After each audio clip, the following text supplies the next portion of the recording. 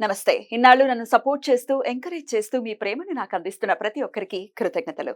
అలాగే ఈ వీడియో కూడా ఖచ్చితంగా మీకు ఉపయోగపడుతుంది. లైక్, షేర్ అండ్ సబ్స్క్రైబ్ చేసి మీ సపోర్ట్‌ని నాకు అందించండి. అలాగే ఈ వీడియో పట్ల మీకున్న అభిప్రాయాన్ని కామెంట్ సెక్షన్‌లో కామెంట్ చేసి తెలియజేయండి. ఇప్పుడు వీడియోని చూద్దాం. నమస్తే. Welcome to our channel. నేను పద్మిని. ప్రస్తుతంతో పాటు ప్రముఖ ఆధ్యాత్మికవేత్త, ఆస్ట్రోన్యూమరాలజిస్ట్, వేదిక్ వాస్తు స్పెషలిస్ట్, శ్రీ విద్య మరియు హనుమత్ ఉపాసకులు బ్రహ్మశ్రీ డాక్టర్ సిస్లా జయశంకర్ గారు మనతో పాటు ఉన్నారు. మాట్లాడదాం. సార్ నమస్తే సార్. ఆయుష్మతి భవ. నక్షత్రాల గురించి చెప్తూ ఉన్నారు. ఇక పుష్యమి నక్షత్రం, శని భగవానుడి నక్షత్రం అందరికీ తెలిసిందే. పుష్యమి అని అంటేనే శని భగవానుడు ఖచ్చితంగా ఫ్లాష్ అవుతారు. ఆయనకు సంబంధించిన నక్షత్రం కాబట్టి చెప్పండి, పుష్యమి నక్షత్ర జాతకులు ఎలా ఉంటారు? మరి శని భగవానుడికి అంత భయపడే పరిస్థితి ఉంటుందా?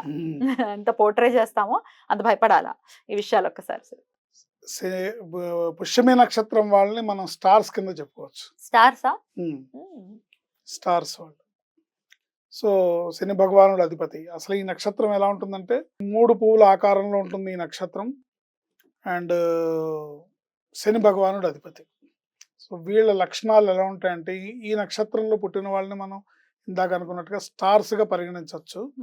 బట్ ఏంటంటే, ఎందుకు స్టార్స్ అవుతారంటే, శని భగవానుడు అధిపతి వీళ్ళల్లో ఉన్న మైనస్ పాయింట్స్ని ఏవైతే ఉన్నాయో వాటిని ఎలిమినేట్ చేసి వాటిని ప్లస్ పాయింట్స్ కింద మార్చుకొని ఆ లక్షణాలని తీసేసి మంచి లక్షణాలు అవలంబిస్తే డెఫినెట్గా వీళ్ళు సూపర్ స్టార్స్. ఆ లక్షణాలు ఏంటి అనేది వివరంగా ఏంటనేది, ఒకటి తీవ్ర క్రోధం ఉంటుంది వీళ్ళకి. కోపం ఎక్కువ ఉంటుంది. మతిమంతులు అంటే బుద్ధి ఉంటుంది వాళ్ళకి. ధైర్యవంతుడు అంటే వాగ్మి అంటే మాటకారి. బహువిజ్ఞాన శాస్త్రవేత్త, శాస్త్రాలు బాగా వస్తాయి, బాగా వంట పట్టించుకుంటారు, బాగా అధ్యయనం చేస్తారు. బంధువులకు సహాయం చేస్తారు. అంటే బంధువుల కంటే ఇంట్లో అక్క చెల్లెళ్ళకి, అన్నదమ్ములకి, అంటే ఏదైనా ఉన్నా కూడా సహాయం అంటే ముందు ఉంటారు, చేయడానికి ముందు ఉంటారు. ఒక కార్యక్రమం ఉందంటే ఆ కార్యక్రమంలో ఈ పని చేయాలను అంటే చేస్తారు అన్నమాట. అట్లా ధనము, స్వతంత్రత, వాళ్ళకి ఇండిపెండెన్స్ కావాలి. ఒకళ్ళ మీద డిపెండ్ అయ్యే పరిస్థితి ఉండదు. డబ్బు విషయంలో అసలు ఉండదు. కాకపోతే వీళ్ళకి తెలివితేటలు సమయానికి ఉపయోగపడవు. అయ్యో, కర్ణుడిలాగా అంతే. మర్చిపోతారా?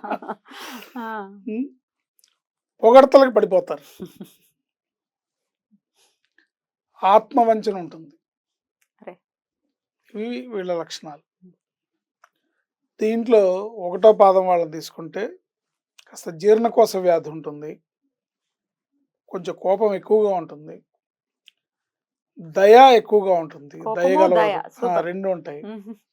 మంచి టాలెంటెడ్, ఏదో చేయాలని ఏమీ చేయలేకపోవడం కూడా మనం వీళ్ళలో చూస్తుంటాం. దానికి రకరకాల కారణాలు. ఏదో చేయాలని అనుకుంటారు, బట్ ఏమి చేయలేకపోవడం కూడా జరుగుతుంది. తన స్థితి కంటే ఎక్కువ స్థితిని ఊహించుకొని ప్రవర్తించటం.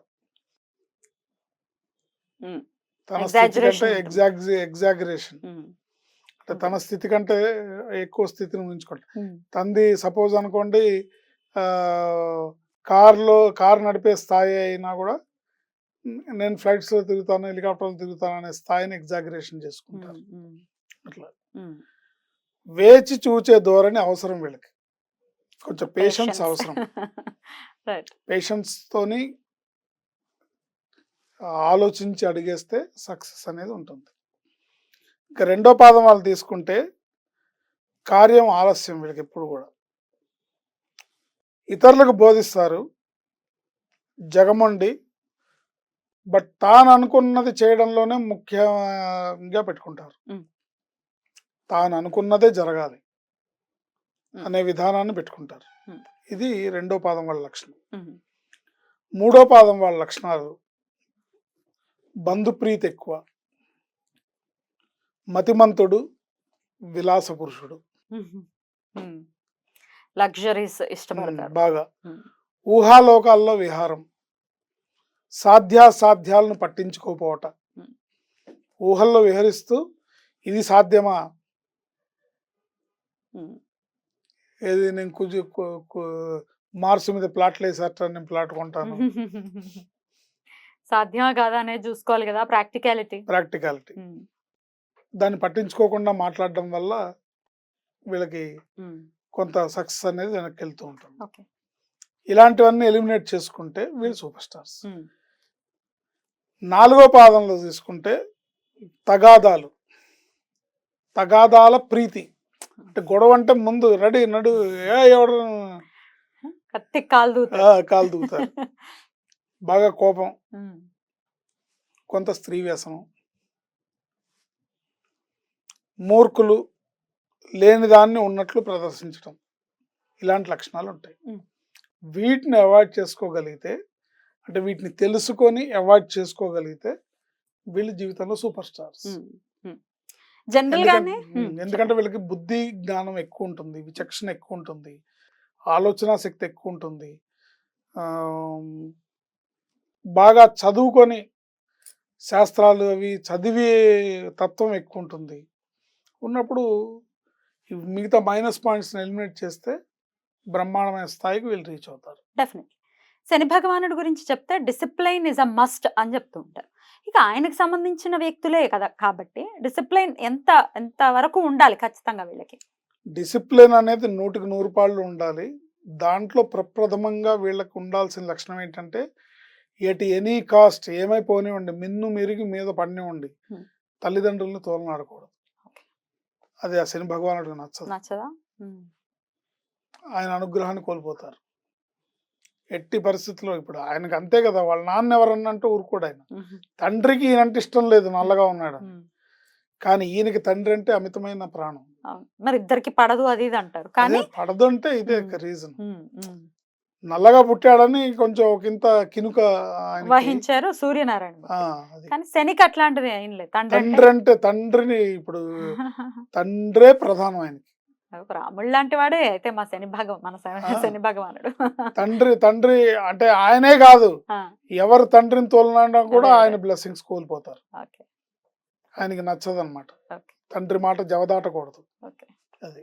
సో ఈ పాయింట్ ని ఖచ్చితంగా గుర్తుపెట్టుకోవాలి, ప్రత్యేకించి పుష్యమి నక్షత్రం వాళ్ళు.